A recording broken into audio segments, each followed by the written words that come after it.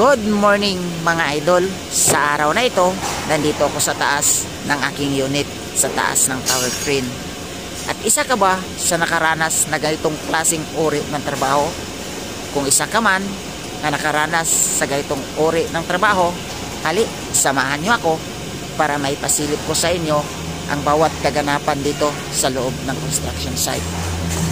Sa ngayon mga idol, kung napapansin nyo, konti lang po ang pumasok dito sa aking pinagtatrabawan dahil araw ng Sunday ngayon at yung iba ay nagpapahinga dahil family day at araw ng pahinga. Pag araw ng Sunday mga idol, hindi sa pilitan na pumasok ka sa trabaho, maliban lang kung gusto mong pumasok. Ngayon mga idol ay kasalukuyang binubuo yung kalahating slab para mabuhusan. At yung iba, yung nakikita nyo, malayong tao na nandoon sa dulo, yun po yung mga riverman, nagkakasa ng biga para mairikan namin ang precast.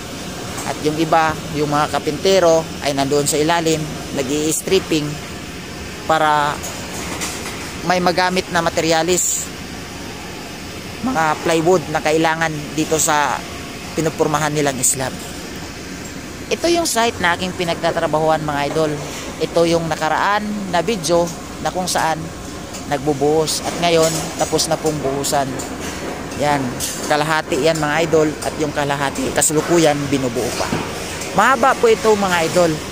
Ito po yung life dito sa construction mga idol. Buhay construction. Kung nakikita nyo, sobrang tindi ang init ng panahon ngayon. Pero nandito kami, lumalaban ng patas, nagtatrabaho ng maayos para sa pamilya. At ito yung journey namin mga idol. Kaya sa lahat ng nakasubok na magtrabaho ng construction, alam po nila yan kung gaano kapagod at hirap magtrabaho sa loob ng construction site.